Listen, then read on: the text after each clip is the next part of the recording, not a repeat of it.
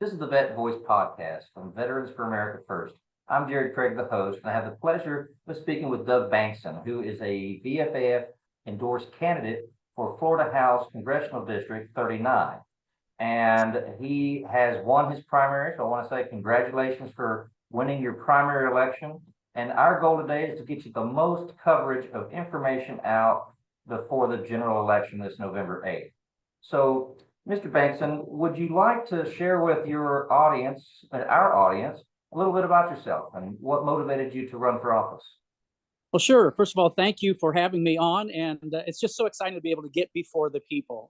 That's really what this is about.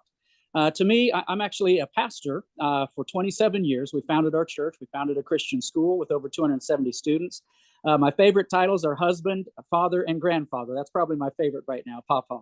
But those are the reasons that motivate me. You know, the things that we see in our nation. I love our nation. I've always been patriotic. And when we see what's going on around us, that our very system of government seems to be under attack, our constitutional values, those things motivate me. It's for such a time as this is just a phrase that stirs me. And, being from a biblical background, I think everybody knows the story of David and Goliath. And, David went down to see the battle. He heard the threatenings going on. And even his own brother said, well, what are you doing? You're just proud. You're doing this for your own motives. And he basically said something that to me, and I've shared this with other audiences as I've spoken, something that resonated to me, and I think needs to resonate to every American right now. He said, is there not a cause? And when we look around and see the things that are going on around us in our nation, our liberties under attack, there's a cause worth fighting for. When I see my children and the America that they're beginning to see happen around them, my grandchildren, I want them to have the same freedom, the same liberty, and the same nation that I grew up with. And so these are things that motivate me. Secondarily, I really believe that we're supposed to be public servants. And it seems that that's lost sometimes in politics, where literally the word politician can seem like a cuss word with some people. We need to get back to public servant and being a public servant. And so those things motivate me. I got involved here locally, been serving for the last 6 years as a city commissioner and vice mayor in our town, because I began to see some very dangerous decisions being made, fiscal decisions that that affects our ability to take care of our families and to reach for our dreams. I begin to see our police and fire, our first responders. I've always had a passion for them, and begin to see that under attack. And of course, our veterans and what they stand for. To me, they gave their lives. So many gave their lives.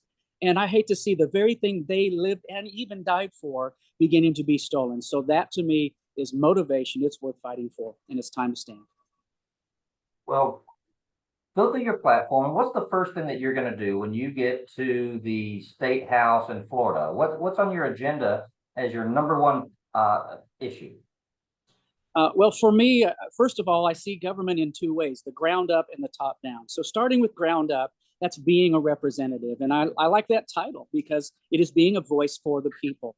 And I've lived here in our district for over 30 years, and I care about our people, what we need, what our needs are. And so as I've gone throughout the district, finding out what each municipality needs, I want to be that reflective voice. So one of the things that's really affecting everyone right now, obviously our pocketbook. The economy is huge. It's on the top of everyone's mind across the board.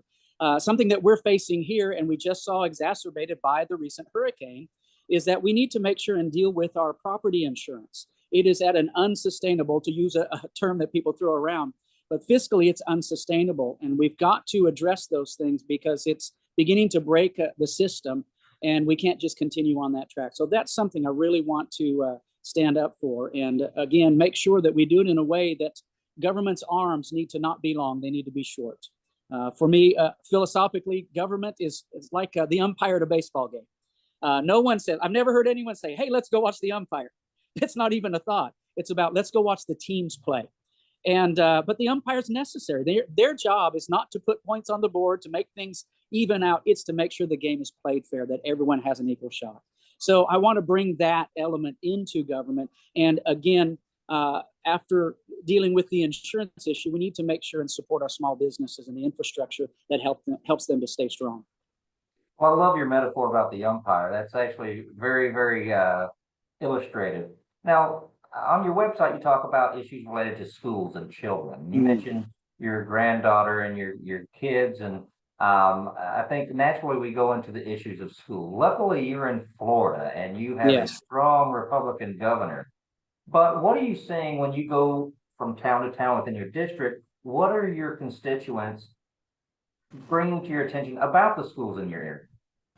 Well, of course, first of all, is the concern about what's being taught, the liberalism, the CRT, which is really a communist ploy to divide people, teaching children to be racist. You don't overcome racism with more racism. We really want them to go beyond those things and become, we're one race, it's called the human race. And so those are key issues that really concern parents. The transgender issues of bringing in these philosophies that belong to certain groups rather than allowing parents to raise their children. That's something that is huge on people's minds. And again, for us, having a private school, we've seen an inundation to where we're having to expand because parents are just wanting the kids to be able to just learn reading, writing, and arithmetic, the basics, preparing them for success. And so having established a school, I'm also an instrument rated pilot, and we've started an aviation program. I believe that kids need multiple paths to success. And so whatever fits the child, well, who knows that best? It's the parents. And so the parents need to have school choice. And I am very grateful to be in Florida and to build upon that to make sure that not only the parents have the choice, but the dollars follow the student. And this will make all schools strong, whether public, charter, private schools. It gives the parent and the child the opportunity to choose. And again, they're not simply stuck in a particular school if they find, such as ours, there's an aviation program, and maybe their child feels a draw to that.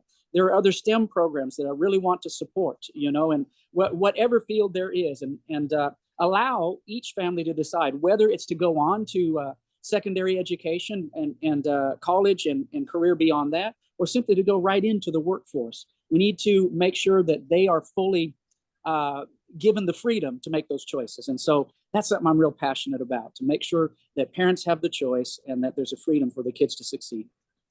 Well, as we go around the country, we're looking to motivate people to vote on America First agenda principles and to vote for America First candidates. And Veterans for America First is proud to endorse you for your campaign. So if other people in your district want to find out some more information about you, contact you for volunteering or to make donations, contributions, or to learn more about any of your points, how could they do that and where would they go? Well, again, and I absolutely agree, it is America first. Just like every one of us, my first responsibility is my family, and a responsibility as a leader. I think all leaders need to make sure and support America first. And so they can reach out to us at dougbankson.com. And we can give them all kinds of information there. They can reach out to us directly or find out how to get involved or to donate. We can use all the help to get across the finish line. And I'm excited to go and represent the people and stand for America First values and make sure that we pass on to our children the America that we've enjoyed. Well, we look forward to seeing you get to the State House in Tallahassee. And maybe next time you come on, it'll be a celebration that you won the general election and you were representing the good people of Florida. So I look forward to that, and we'll stay in touch. All right. Thank you very much.